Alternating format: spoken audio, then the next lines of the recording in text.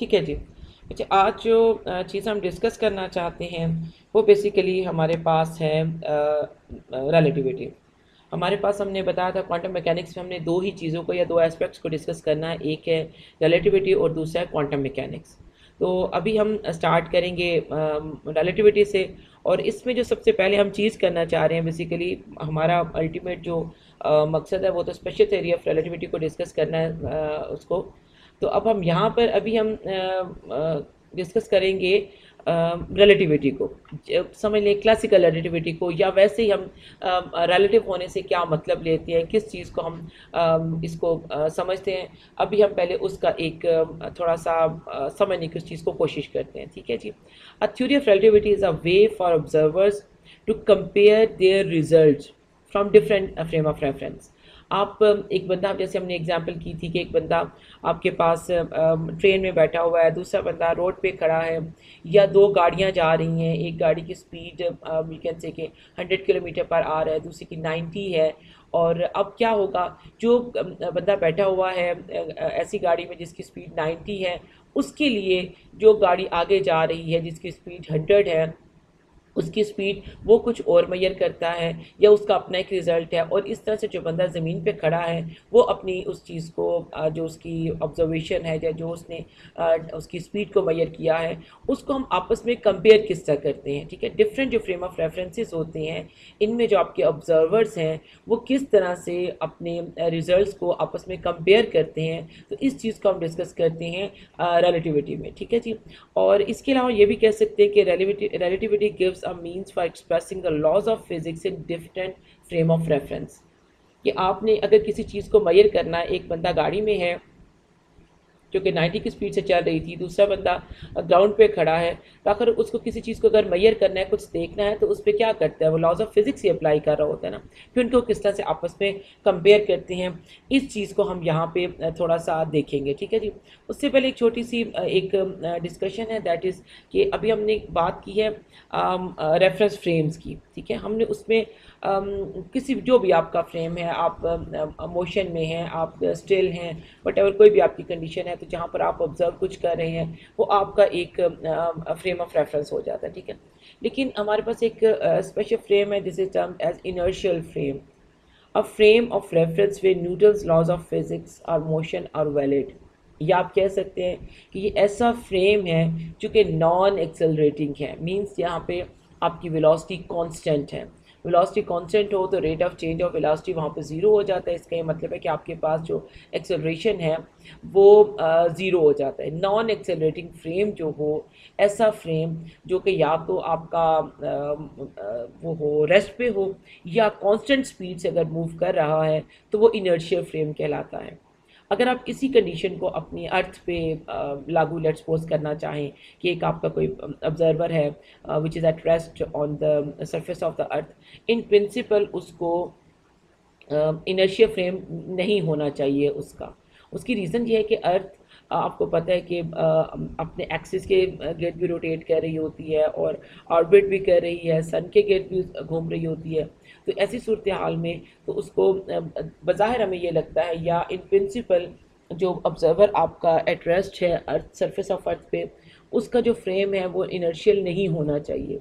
लेकिन इस किस्म की जो मोशन है जो बहुत अर्थ की जैसे हम बात कर रहे थे, यहाँ पे एक्सेलरेशन इतना कम होता है कि आप उसको इग्नोर कर सकते हैं। तो ऐसी सूरत हाल में हम क्या करते हैं कि ये जस्ट आपकी अंडरस्टैंडिंग के लिए कि अर्थ वाले केस में, क्योंकि हम इनर्शिया फ्रेम को डिस्कस करें कि जहाँ पे एक्सेलरेशन ज़ीरो हो, एक नॉन एक्सेलरेटिंग फ्रेम हो या कांस्टेंट स्पीड हो, तो यहाँ पे चूँकि उसके एक्सिस के गिर्द रोटेशन, आपको पता है कि वेलोसिटी क्या होता है, अगर एक कांस्टेंट स्पीड से कोई चीज़ मूव कर रही है और अगर उसकी डायरेक्शन चेंज हो रही है तो क्या होता है। ठीक है, तो इसी चीज़ को हम यहाँ पे करते हैं। लेकिन ऐसी मोशंस में एक्सेलरेशन इतना कम होता है कि आप इसको इनर्शियल फ्रेम कंसीडर कर सकते हैं। ठीक है जी। ओके, अब हमारे पास एक जो हम डिस्कस कर रहे थे कि हम चीज़ों को देखते हैं कि किस तरह से हमारे पास वो हो जाती हैं रिलेट करना होता है हमने एक फ्रेम को दूसरे फ्रेम ऑफ रेफरेंस से। तो इसके लिए जो हम चीज़ एक्चुअली क्लासिकल फिजिक्स में या क्लासिकली यूज़ करते हैं that is Galilean transformation. Galilean transformation क्या करता है कि ये आपको बेसिकली जो आपके एक्सिस हैं, जो आपके कोऑर्डिनेट होते हैं, उनके दरमियान में उनको रिलेट करते हैं एक दूसरे से। ठीक है, मैं उसकी एक एग्जांपल आपके सामने भी मैं इसको ड्रा करती हूँ। आप लोगों ने पहले भी इस चीज़ को देखा होगा, तो अभी भी आप इस चीज़ को समझने की कोशिश कर सकते हैं। लेट्स सपोज मैं इसको आपके सामने ड्रा करूँ।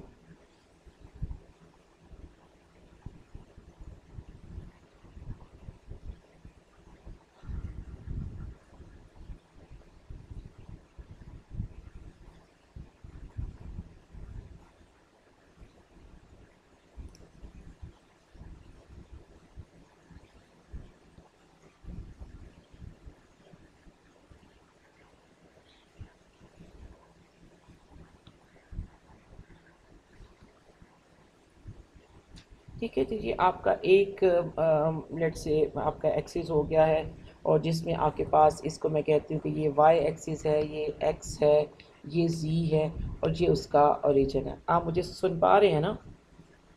कोई एक बच्चा रिस्पॉन्स कर दे, मुझे पता चल। जी ठीक ठीक है, ठीक है जी। ये आपका एक एक्सिस हो गया। अब हम क्या करते हैं कि यहाँ पे, और ये आपका क्या है, एक्स वाई जी, ये आपका समझे कि वो फ्रेम ऑफ रेफरेंस है जो एट रेस्ट है। ठीक है, और ये इसका एक तरह का ओरिजिन है। ओके, अब मैं क्या करती हूँ, हमारे पास एक और फ्रेम ऑफ रेफरेंस है, मैं दूसरा कलर इसके साथ ड्रा कर रही हूँ थोड़ा सा करके कि ये आ रहा है यहाँ पर। ठीक है, इसके कोऑर्डिनेट हैं वाई प्राइम, एक्स प्राइम और जी प्राइम। ठीक है, और यहाँ पे जो इसका ओरिजिन है दैट इज़ ओ प्राइम। अब हम क्या करते हैं क्लासिकली, अभी थोड़ी देर पहले मैंने आपको एक चीज़ बताई है, हमने इसको डिस्कस किया है कि क्लासिकली टाइम जो होता है वो तमाम ऑब्जर्वर के लिए सेम होता है। मतलब जो उसके आप मेजरमेंट करें, आप अपने फ्रेम ऑफ रेफरेंस जो एक्स वाला है अनप्राइम्ड है उसमें करें, या वाई वाले में या एक्स प्राइम वाले में करें, वो सेम होता है। ठीक है, इसका ये मतलब हुआ कि हम अपने जब एक्सपेरिमेंट को स्टार्ट करने लगे, हम कहते हैं कि at T is equal to zero हमारे पास ओ जो है आपका ये वाला ओरिजिन है, ये इसके साथ दूसरे ओरिजिन के समझो कि ऊपर है या उसके साथ कोइंसाइड कर रहा है। ठीक है, यहाँ पर आ जाता है। अब क्या होता है, अब हम थोड़ा सा इसको फर्दर देखते हैं कि अब ये वाला जो हमारा रेड वाला था, अगर मैं इसको बच्चा अब रिमूव करूँगा थोड़ा सा जाके, मैं अब रेड वाले को यहाँ से हटाना चाह रही हूँ, और मैं ये चाहती हूँ कि ये मूव करना शुरू करे थोड़ा सा अपोजिट साइड पे। तो मैं इसको यहाँ से क्लियर कर दूँ। ओके जी, अब मैं क्या करती हूँ, अब मैं अगर इसी के साथ अपना ड्रा कर लूँ रेड वाले को, सॉरी कलर थोड़ा चेंज होता है कि आपको पता चले कि कौन सी वाली चीज़ चल रही है। ठीक है,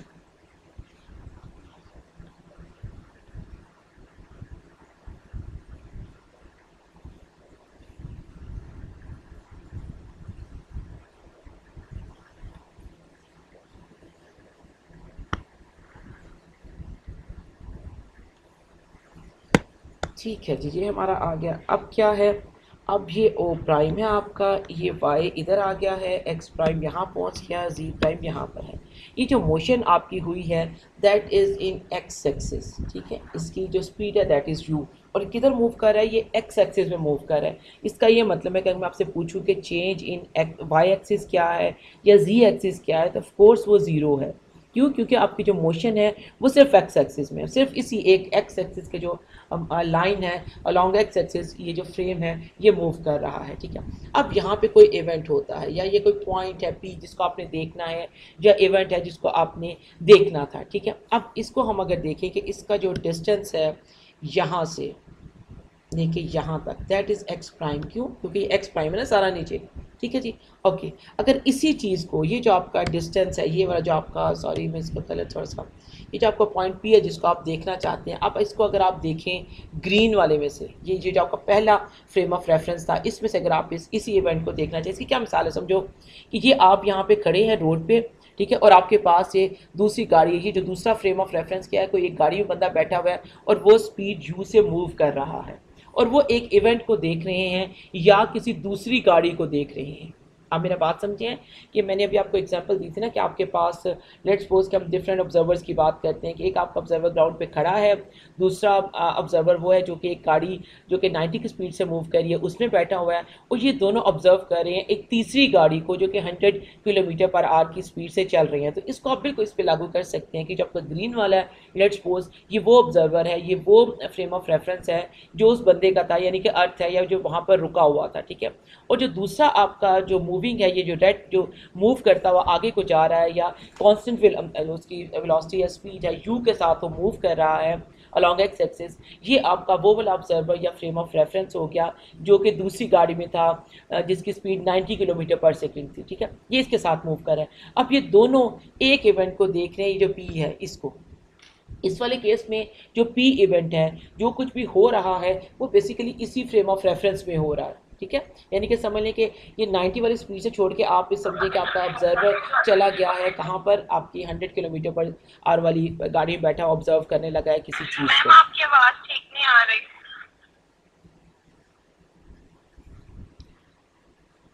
बेटा सिर्फ आपको नहीं आ रही या किसी और को भी नहीं आ रही?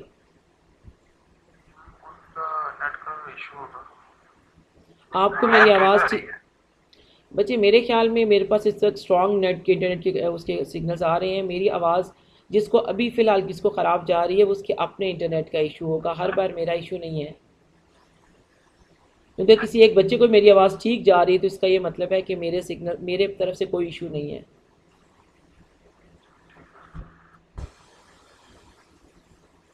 आप अपनी थोड़ी उसको एडजस्ट करने की कोशिश करें। ओके जी, अब हम क्या देखना चाहते हैं कि ये जो पॉइंट पी है जिसका ये डिस्टेंस इसके सेंटर से समझो कि ये वाला यहाँ तक एक्स प्राइम आ रहा है, उसका ग्रीन से क्या रिलेशन बनता है, ठीक है। तो ग्रीन से इसका ये जो डिस्टेंस है ये वाला पी तक का, ये कितना है, ये है एक्स, ये एक्स में मूव कर रहे हैं ना ये चीज़, ये वाली आपकी चीज़ जो ग्रीन वाली है दैट इज़ एक्स डायरेक्शन और एक्स में जा रहा है। ये जो इसके अंदर है दैट इज़ एक्स प्राइम। अब ये ऊपर वाली चीज़ क्या है जी आप, और ये चीज़ क्या है आपके पास, अगर मैं इसको डिफरेंट कलर से बनाऊँ, ये डिस्टेंस कैसे निकलेगा, speed into time T U T, ठीक है ना। टोटल डिस्टेंस क्या आपके पास एक्स है और ये वाला यू टी है क्योंकि स्पीड से ये आगे जा रहा था, ठीक है। और ये डिस्टेंस अब मिल गया और ये आपके पास एक्स प्राइम आ जाता है। अब अगर हम इनको इस पर कोई इसकी इक्वेशन बनाना चाहें तो हमारे पास बनता है एक्स, ये आपका एक्स है बेटा, ये एक्स किस चीज़ के बराबर है, एक्स प्राइम जमा यू टी, यही चीज़ है ना कि कुछ और नज़र आ रहा है आपको।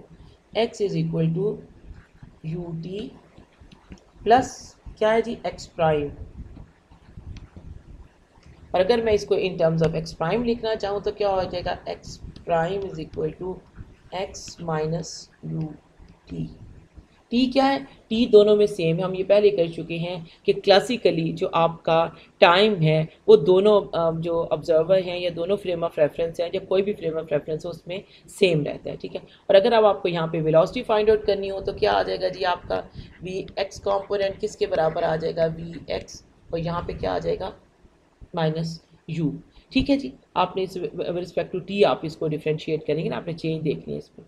तो ये जो हमारे पास एक तरह से आप देखें कि एक हमने रिलेट किया है, एक हमारा मूविंग फ्रेम ऑफ रेफरेंस है या ऑब्जर्वर वहाँ पे कुछ ऑब्जर्व कर रहा है, और ये हमारा स्टिल है।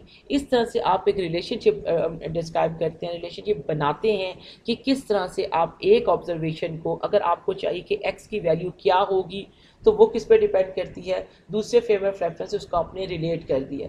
इसी तरह से आप एक्स प्राइम को देखना चाहते हैं तो आपके पास ये इक्वेशन बन जाती है, और आपके पास वेलोसिटी आप उसी में देखना चाहते हैं तो ये आपके पास एक रिलेशनशिप बन जाता है। तो इस तरह से जो ट्रांसफॉर्मेशन बेसिकली आपकी जो मैथमेटिकल बेसिस हैं कि आप दोनों को किस तरह से आपस में कंपेयर करते हैं। तो डिफरेंट आपके पास ऑब्जर्वेशन है, एक ऑब्जर्वेशन एक्स है और एक ऑब्जर्वेशन एक्स प्राइम है। एक ने जो आपका स्टिल वाला आपका था उसने इस इवेंट को या इसकी जो भी हमने चीज़ देखी थी जो इसका डिस्टेंस है उसको मेजर किया एक्स, जो दूसरे फ्रेम के अंदर है ठीक है, उसने डिस्टेंस मेजर किया है एक्स प्राइम लेट्स सपोज। तो अब हम इनको आपस में रिलेट करना, कंपेयर कैसे करें बच्चे, तब तक कोई रिलेशनशिप आपके पास ना हो तो आप उसको कंपेयर नहीं कर सकते। लेट्स मैं कहती हूँ कि एक कोई स्पीड जा रहा है, वो जा रहा है जी 2 मीटर पर आवर के हिसाब से, दूसरी चीज़ आ रही है वो 2 किलोमीटर के हिसाब से जा रही है। तो जब तक आपके पास किलोमीटर या मीटर को आप उसमें आप कंपेयर करना चाहते हैं कि ज़्यादा कौन सी है, एक 4 मीटर पर आवर के साथ जा रही है और दूसरी 2 किलोमीटर पर आवर के साथ जा रही है, तो आप क्या कहेंगे कि तेज़ कौन सी जा रही है। ऑफ कोर्स आप उनको, जैसे हम कहते हैं, हम उनको सेम यूनिट्स में करते हैं कंपेयर करने के लिए। तो इसी तरह से जो आपके डिफरेंट ऑब्जर्वेशंस हैं उनको आपस में कंपेयर करने के लिए यू नीड सर्टन रिलेशनशिप, कि ये चीज़ फिर उस टर्म में किसके बराबर होती है। तो ये जो गलीलियन ट्रांसफॉर्मेशन है ये हमें इस किस्म का क्लासिकली आपको एक रिलेशनशिप देती है कि आपको पता चले कि किस तरह से आप अपने जो दो डिफरेंट आपके फ्रेम ऑफ रेफरेंस हैं उनमें आप जो आपके इवेंट्स हैं या जो आपके ऑब्जर्वेशंस हैं, जो आपके रिजल्ट्स हैं, उनको आप किस तरह से आपस में कंपेयर करते हैं। ठीक है जी, ओके। दूसरी चीज़, अब हम इसी तरह से इसी चीज़ से रिलेटेड हमारे पास एक हमारा क्वेश्चन है, अगर हम उसको देख लें कि आपके पास 2 cars are travelling at constant speed along a road in the same direction.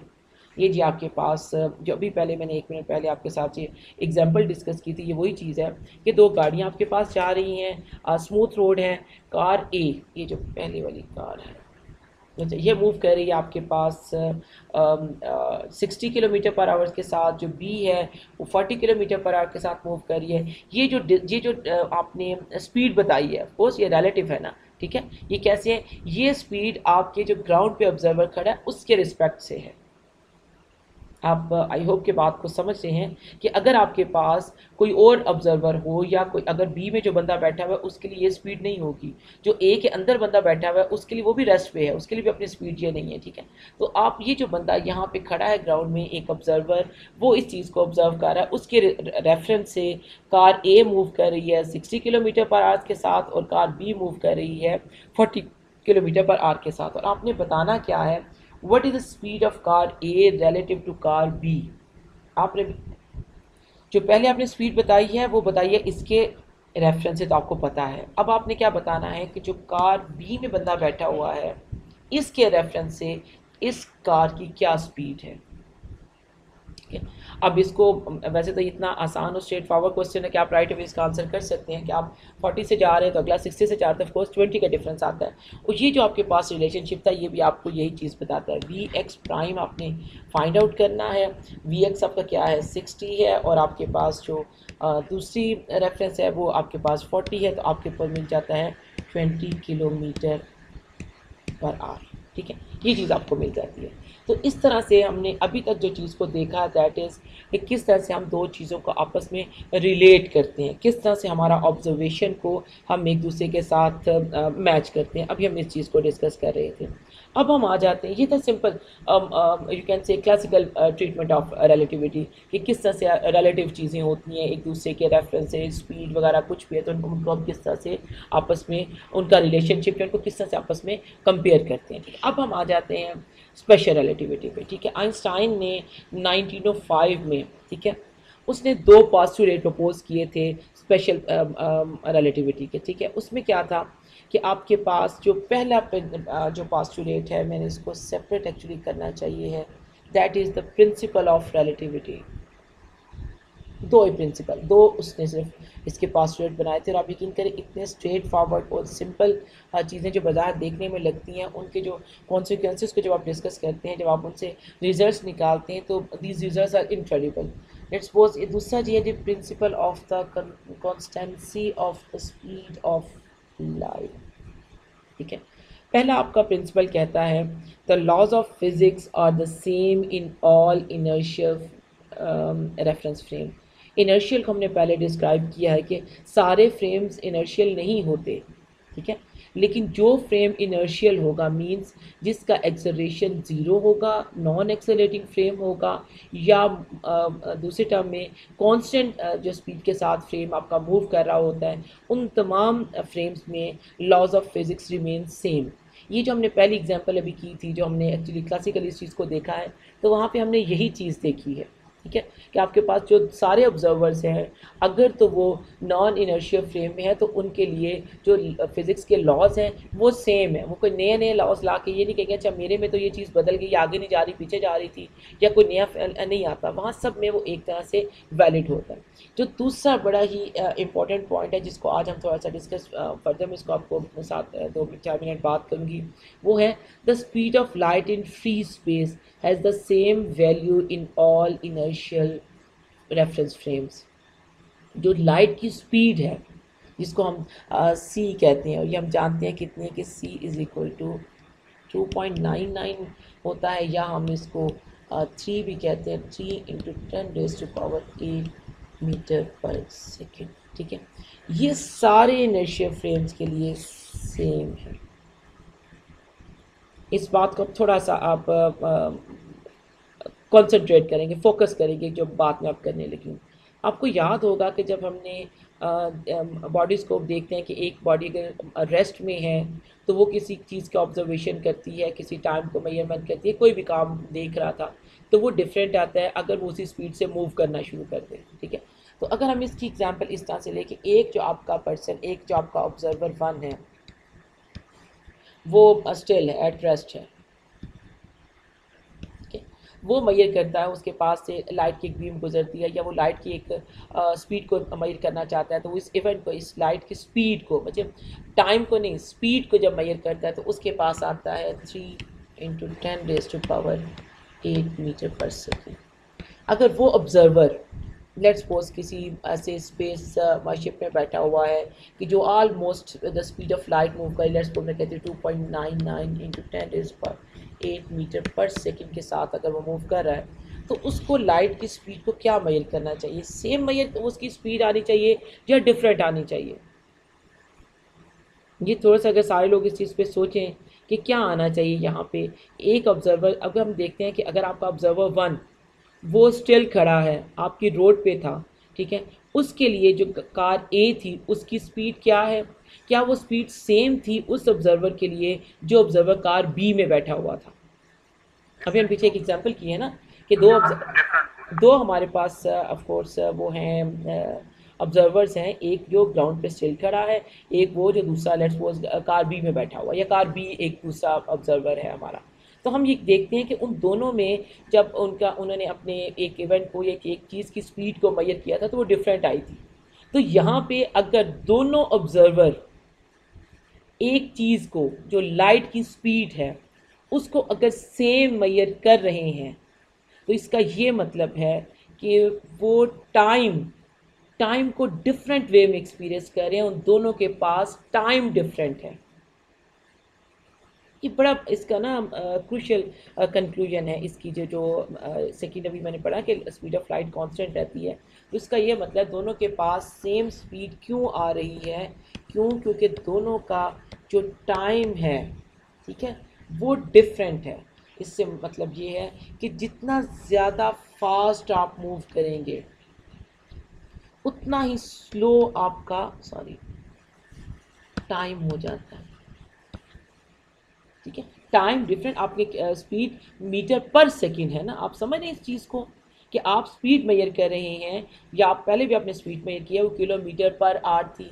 तो इसमें इसका ये मतलब है अगर आप दोनों सेम टाइम को, सेम स्पीड को, आपका कंक्लूजन है कि आपने मेजर किया है दोनों ऑब्जर्वर के केस में, जो कि एक रेस्ट पे था, दूसरा ऑलमोस्ट स्पीड ऑफ लाइट से मूव कर रहा था, तो इसका ये मतलब है कि both observers must experiencing different time. उनके पास जो फ्लो ऑफ टाइम, अच्छा इससे शायद आपको ज़्यादा एक अच्छी अंडरस्टैंडिंग हो, जो फ्लो ऑफ टाइम है वो दोनों ऑब्जर्वर के लिए डिफरेंट है। इसको हम कहते हैं टाइम डायलेशन।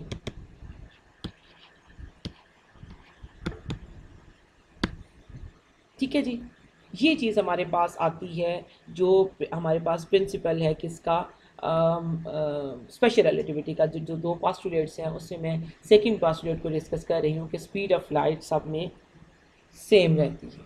ठीक है जी, आप मुझे सुन पा रहे हैं अभी? एक्सपैंड हो जाता है, डायलेशन का ये मतलब है। इसका मतलब ये है कि आप जितने ज़्यादा फास्टर मूव करेंगे उतना ही स्लो आपके टाइम का फ्लो होगा। ठीक है जी। अब हम इसको थोड़ा सा फर्दर देखते हैं, इसकी एक एग्जांपल हम बेसिकली करके हम चेक करते हैं कि जो टाइम का रिलेशनशिप है ये टाइम किस तरह से डिफरेंट है। ठीक है जी। अब हम इसके लिए क्या करते हैं कि फर्स्ट ऑफ ऑल हमारे पास लेट्स सपोज कि आप एक ऑब्जर्वर है जो किसी ऐसी स्पेसशिप में है जो कि मूव कर रहा है अप्रोक्सीमेटली सी की स्पीड के साथ। ठीक है जी। यहाँ पे एक आपका ऑब्जर्वर है, यहाँ वहाँ मौजूद है और आपके पास एक लेट्स सपोज मैं यहाँ पे बनाऊँ एक लाइट सोर्स है। ठीक है, इसको मैं एस कह देती हूँ और यहाँ पे आपके पास टॉप पे एक मिरर है। यहाँ आप इसको ऑब्जर्व करिए, ये चीज आपकी मिरर है। अच्छा जी, यहाँ से आपका फ्लैश ऑफ लाइट निकलता है और वर्टिकली जाके मिरर पे स्ट्राइक करता है। मिरर पे वर्टिकली जाके स्ट्राइक करता है तो वहीं से ही ये बाउंस बैक होगा और वापस आ जाएगा। ठीक है जी। अब पहले जो आप अपनी जो आपका क्लॉक है वो टिक करता है जब एक फ्लैश निकल के मिरर से टकरा के वापस आ जाता है। ठीक है, और इस डिस्टेंस को एक मिनट,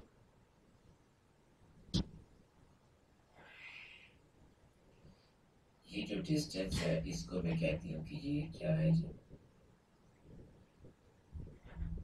सॉरी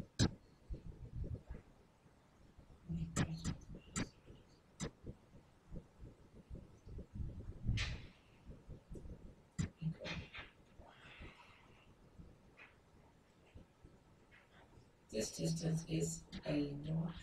ठीक है, कोई डिस्टेंस है जिसको आपने इस लेंथ को जितना उसने तय किया था उसको हमने एल नॉट कह दिया। ठीक है जी। अब अगर हम ये देखना चाहें कि हमारे पास टाइम क्या होगा, टाइम इंटरवल क्या है इस जिसने ये डिस्टेंस ट्रेवल किया है और ये चूंकि फ्लैश ऑफ लाइट की बात कर रहे हैं तो आपको पता है कि सी की स्पीड, उसकी जो फ्लैश की स्पीड है लाइट की होगी वो सी होगा।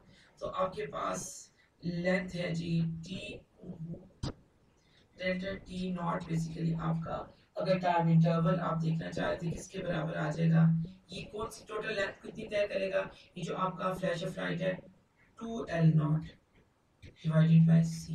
क्लियर ना आपको कि आपके पास लेंथ मौजूद है, स्पीड मौजूद है, टाइम आपका निकलेगा कि लेंथ ओवर स्पीड। तो लेंथ कितनी है, एक लेंथ में ऊपर क्या है, दूसरे में ये वापस नीचे भी आया। ठीक है, 2L0 हो गया। और सी क्या है, सी इसकी स्पीड है, स्पीड ऑफ लाइट है। क्योंकि आप जो एक्सपेरिमेंट कर रहे हैं आपका सोर्स है वो कौन सा है, वो लाइट सोर्स है, वहां से एक फ्लैश निकल रहा है जिसको आपने जिसका मेजर करना है ऊपर क्या और फिर नीचे कितना डिस्टेंस उसने तय किया। ठीक है जी, ये चीज आपके पास आ गई, पहला पॉइंट ये आ गया जो आप कहाँ पर थे, आपने इसको किया है when you are moving with speed of approximately speed of light के साथ। ठीक है, और इस टाइम को प्रॉपर टाइम भी कहते हैं। ठीक है, जो भी इवेंट जिस फ्रेम ऑफ रेफरेंस में हो रहा होता है, एक ही इवेंट होगा ना जिसको दो डिफरेंट फ्रेम ऑफ रेफरेंस वाले लोग या ऑब्जर्वर देखेंगे, तो जिस फ्रेम ऑफ रेफरेंस में वो इवेंट हो रहा होता है वहां कुछ टाइम होता है उसको हम प्रॉपर टाइम कहते हैं। इस वाले केस में क्या ये मूव कर रहा है with speed of light. Okay जी, अब हम आ जाते हैं दूसरी कंडीशन। दूसरी कंडीशन बिट डिफरेंट है, उसमें आपका जो ऑब्जर्वर 2 है वो क्या कर, सॉरी ये बेसिकली जो भी हमने पहले काम किया ना, जो हमारा सीक्वेंस अगर हमने रखा हुआ, मैं अगर उसकी बात करूं तो ये आपका ऑब्जर्वर 1 है जो कि ग्राउंड पे रेस्ट पे है। अब वो क्या ऑब्जर्व करता है, इसको थोड़ा सा आप और करेंगे। ठीक है, ये आपका सोर्स था जो ग्राउंड पे बंदा देख रहा है, पहले उसको यहाँ नजर आ रहा था, फिर वो उसके सामने उसके कांस्टेंट वेलोसिटी u के साथ ही इधर को मूव कर रहा है। ठीक है, तो यहाँ पे क्या आ जाएगा, वो थोड़े टाइम के बाद यहाँ पहुंच जाएगा, थोड़े टाइम के बाद यहाँ पहुंच जाएगा। ये आपका मिरर है।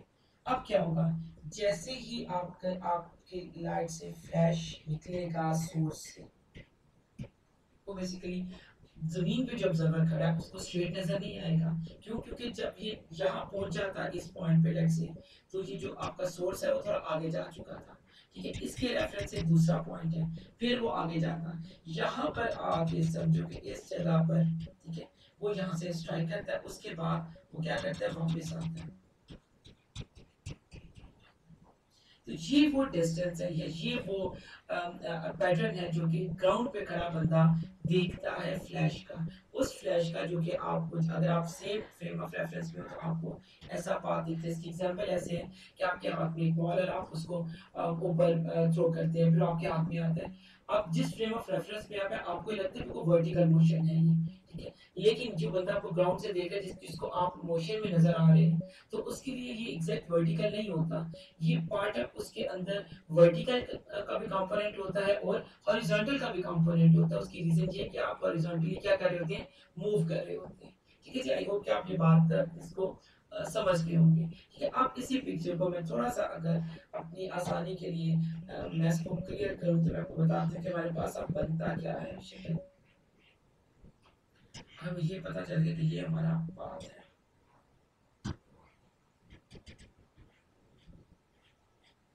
ये जो डिस्टेंस है, ये आपको पता है कि ये डिस्टेंस क्या है, एल नॉट। लेट्स से ये डिस्टेंस में कह देती है एल है और ये भी एल है। ठीक है, तो लाइट ने कितना डिस्टेंस टोटल ट्रेवल किया, एक इस पॉइंट से इनिशियल से लेके फाइनल तक आने के लिए, दैट इज 2l। ठीक है जी, ओके। ये जो चीज है नीचे वाला, यहाँ से लेके यहाँ तक, ये जो मोशन है, ये डिस्टेंस किसके बराबर, ये मूव कर रहा है कांस्टेंट u के साथ, तो ये डिस्टेंस किसके बराबर आएगा, u इंटू टी। ठीक है ना। अब यहाँ पे जो क्या बात कर रहे हैं टाइम इंटरवल की, किसी इंटरवल की, तो आप इसको इस तरह से भी लिख सकते हैं कि ये आपके पास u डेल्टा टी आ गया है। ठीक है, ये क्या है, ये डिस्टेंस है। स्पीड इंटू टाइम क्या होता है, डिस्टेंस। इधर आपका ये ट्रैवर्स है। अब अगर आप इस चीज को देखें कि ये आपके पास क्या चीज है जी, ये देखिए, यहाँ पर साइड एंगल ट्राइंगल है। तो आपको क्या पता चलता है कि अगर आपके पास दो लेंथ्स गिवन हो, अच्छा अगर मैं थोड़ा सा इसको फर्दर चेंज करना चाहूँ, तो ये लेंथ किसके बराबर होगी, अगर टोटल लेंथ बराबर है जी u डेल्टा टी के, तो ये जगह u delta T divided by 2। ठीक है, और ये दूसरी भी इसी के बराबर हो जाएगी। इसका ये मतलब है कि दो लेंथ आपको गिवन है, एल नॉट आपको गिवन है, आपको u delta t not given है, आपने एल फाइंड आउट करना है। तो कैसे एल फाइंड आउट करेंगे जी हम,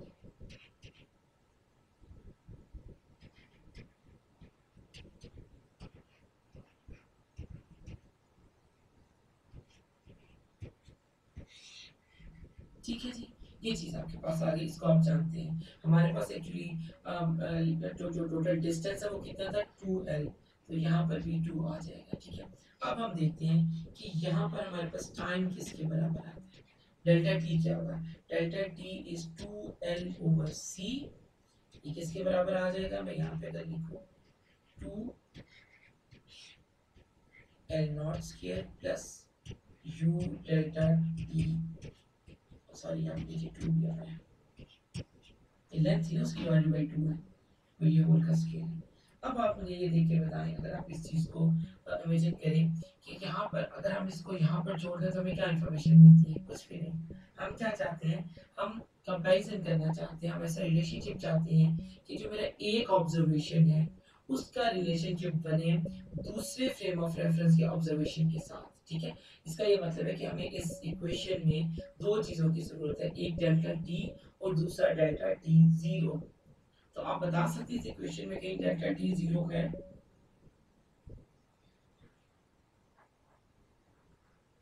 ना। ये एल नॉट क्या था, ये एल नॉट हमारा क्या है जी, यहाँ से अगर मैं एल नॉट को निकालना चाहूँ तो क्या आ जाएगा, डेल्टा टी जीरो सी ओवर 2। ये क्या आ जाता है आपका, ये आपका एल नॉट आ जाता है। अब इसी चीज़ को अगर हम यहाँ पे वापस पुट कर दें,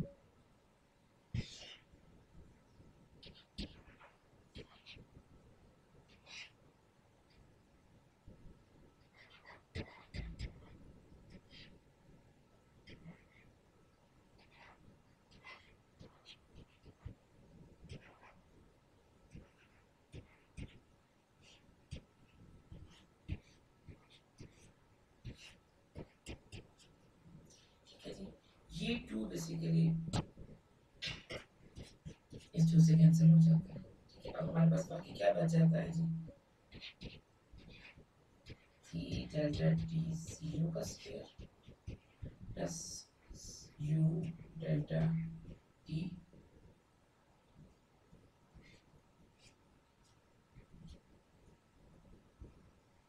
अब आप क्या करें, अगर आप इस इक्वेशन का दोनों साइड से स्क्वायर ले लें,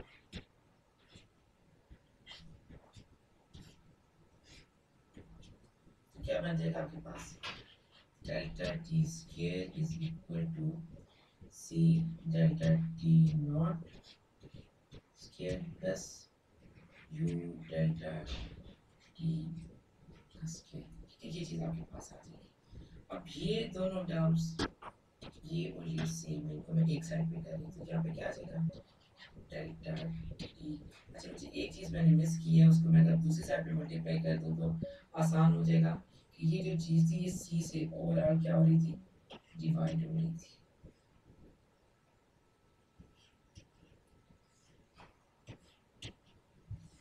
ऐसा करते हैं कि इसको हम यहाँ पर ले जाते हैं।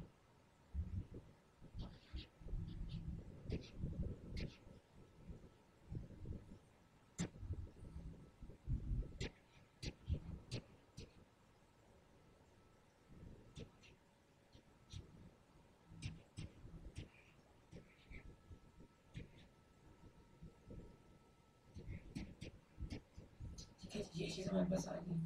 यहाँ से डेल्टा टी को अगर हम कॉमन ले लें,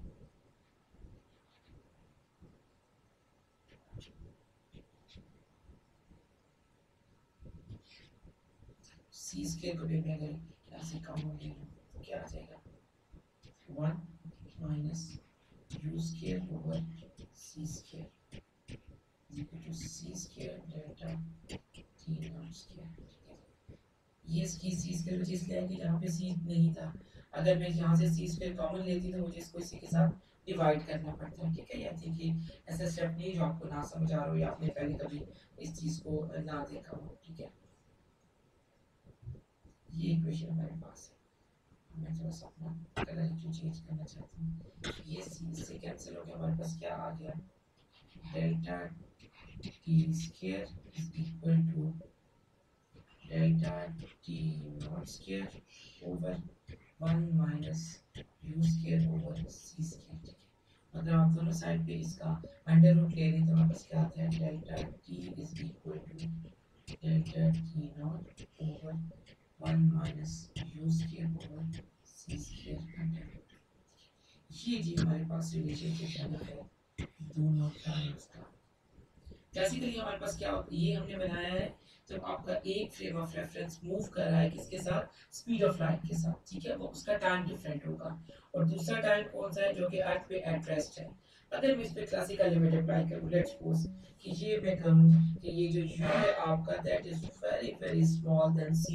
ये हमारे पास क्लासिकल लिमिट है ना, कि स्पीड बहुत कम होती है आपके पास classically as compare to speed of light. तो क्या बन जाएगा ये चीज आपके पास, delta t is equal to delta t not over 1 minus, अब एक बहुत छोटी चीज हो और नीचे हो आप उसको बहुत बड़ी चीज से डिवाइड करें तो आंसर क्या आता है आपका, जैसे 1 और इन्फिनिटी अगर एक्सपोज हो जाता है तो आंसर 0 आ जाता है।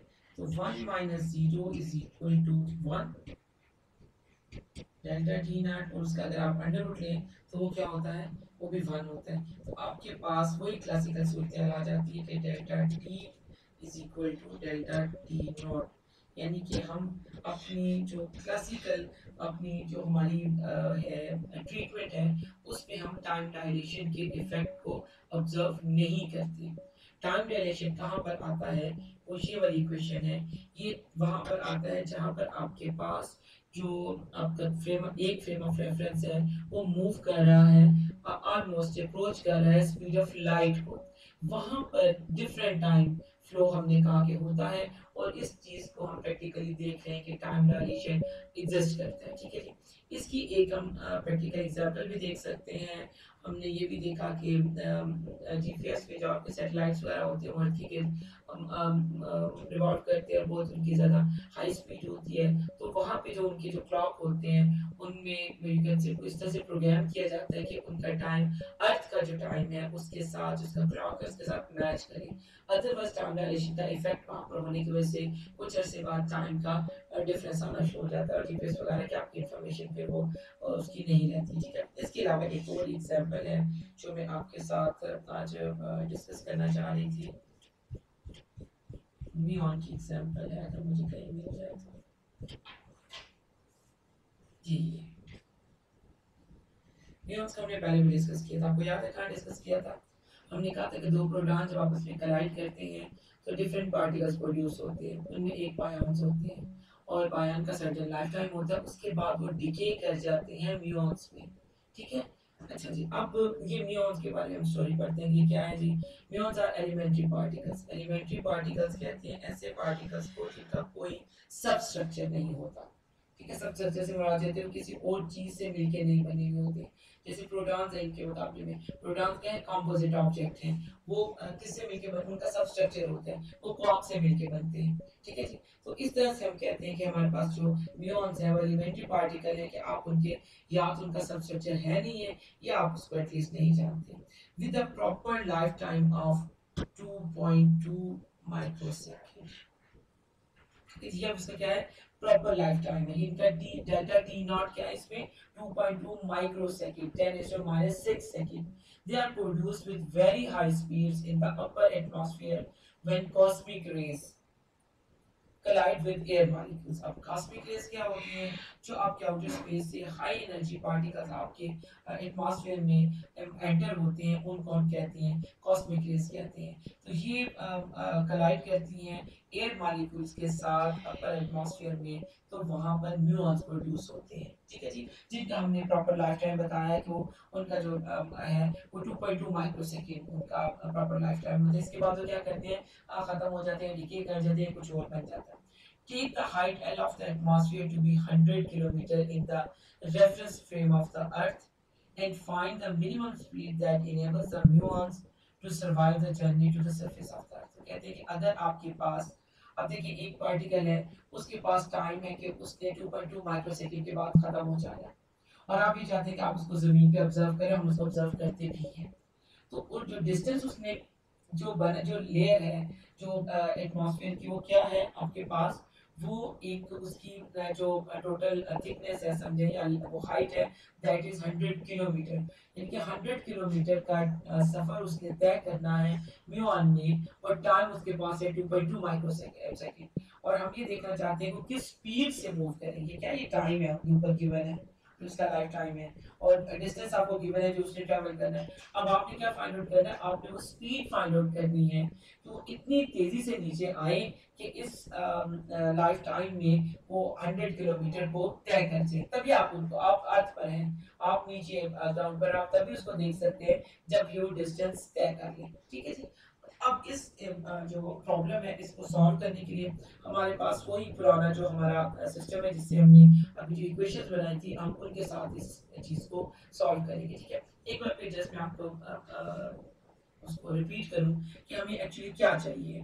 ठीक है, हमारे पास पार्टिकल है, म्यूऑन है, और उसका जो लाइफ टाइम है, यानी कि जितनी देर तक वो अवेलेबल रहेगा हमें, दैट इज 2.2 माइक्रोसेकंड। वो हमें पता है इस लाइफ टाइम के बाद वो खत्म हो जाएगा, और उसने डिस्टेंस तय करना है 100 किलोमीटर का आप तक पहुंचने के लिए कि आप उसको देख लें या उसको ऑब्जर्व कर लें। अब आपने क्या पता, टाइम आपके पास मौजूद है जितनी देर के लिए वो रहेगा, और डिस्टेंस आपके पास मौजूद है जो कि 100 किलोमीटर है। अब आप चूंकि उसको अर्थ पे ऑब्जर्व करते हैं तो आपको उसकी स्पीड बतानी है। तो आप सबसे पहले क्या करेंगे जी? आप डेल्टा टी फाइंड आउट करेंगे। डेल्टा टी में क्या आ जाएगा? लेंथ कितने से तय करनी है? 100 किलोमीटर। स्पीड क्या है उसकी जी? मुझे स्पीड बताएंगे कि इस पार्टिकल की स्पीड क्या आएगी। हाई एनर्जी पार्टिकल है, किससे मूव करते हैं? ऑलमोस्ट स्पीड ऑफ लाइट के साथ मूव करते हैं। तो यहाँ पे स्पीड आएगी 3 × 10⁸ मीटर पर सेकंड। यहाँ पे हमने c को रखा था ना, डेल्टा टी क्या था? L/c आ जाता है जो स्पीड ऑफ लाइट है। तो यहाँ पे हमारे पास क्या चीज़ निकलेगी? अगर आप इसको डिवाइड करते हैं तो आपका आंसर यहाँ पर आ जाता है 330 माइक्रोसेकंड। आपके लिए जो टाइम है कि एस एक पार्टिकल स्पीड ऑफ लाइट से तो मैक्सिमम स्पीड है, इससे ज्यादा तो स्पीड से मूव नहीं कर सकता। ठीक है, अब आपको समझिए पार्टिकल के पास एक मैक्सिमम स्पीड की लिमिट है, दैट इज 3 × 10⁸ मीटर पर सेकंड। ये अच्छा, ये मैक्सिमम स्पीड है, इससे ज्यादा हाई नहीं हो सकता। अगर इस स्पीड के साथ चले तो जो टाइम उसका होना चाहिए दैट शुड बी 333 माइक्रोसेकंड। और उसका लाइफ टाइम कितना है 2.2 माइक्रोसेकेंड। इसका ये मतलब है कि अब वो किस तरह से मूव करे कि अर्थ पे उसको पहुंचने के लिए इतना टाइम चाहिए। इसका ये मतलब है कि जो टाइम हम देख रहे हैं, जो उसका प्रॉपर टाइम है वो ओल्ड टाइम है, ठीक है, और जो आप अर्थ पे उसका टाइम मेजर कर रही हैं दैट इज डिफरेंट। तो यहाँ पे आपको टाइम डायलेशन का इफेक्ट नजर आता है, ठीक है। अदरवाइज टाइम दोनों सेम आते, डेल्टा टी और टी नॉट सेम हो जाते। टी नॉट क्या 2.2 माइक्रोसेकेंड, वो म्यू वन की जो फ्रेम ऑफ रेफरेंस है जो कि स्पीड ऑफ लाइट से मूव कर रहा है, उसमें उसका लाइफ टाइम क्या है 2.2 माइक्रोसेकंड। और अर्थ में क्या है जो कि उसके उसको देख रहा है दैट इज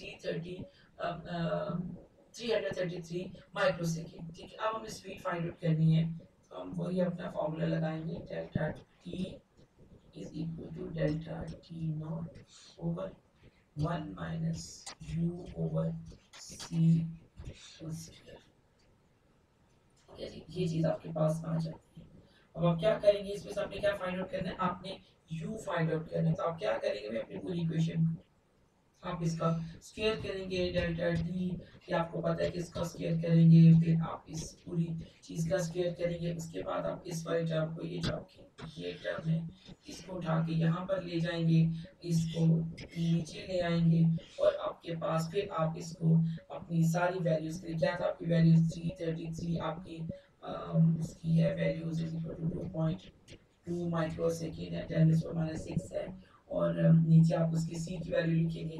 तो u की जो वैल्यू आप इस तरह से कैलकुलेट करेंगे दैट इज अप्रोक्सीमेटली 0.999 सी,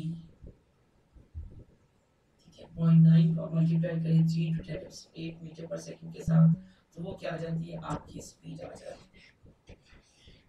अब देखिए, अगर तो there is no time dilation, अगर टाइम डायलेशन का इफेक्ट ना होता तो म्यून्स कभी भी अर्थ के सरफेस पे नहीं पहुंच सकते थे, वो उनको ऊपर एटमॉस्फेयर में कहीं खत्म हो जाना चाहिए।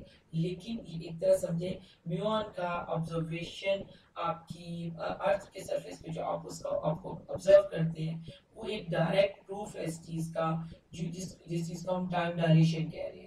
जो म्यून का फ्रेम ऑफ रेफरेंस है उसमें उसका टाइम डिफरेंट है, जो अर्थ का फ्रेम ऑफ रेफरेंस है उसमें म्यून का टाइम जो लाइफ टाइम है दैट इज डिफरेंट। दोनों टाइम डिफरेंट है आपके दोनों ऑब्जर्वर्स के लिए, ठीक है जी। तो यहाँ तक अभी तक हमने किया है जी टाइम डायलेशन के इफेक्ट को हमने देखा है कि टाइम डायलेशन, पहले हमने देखा कि क्या होता है टाइम डायलेशन।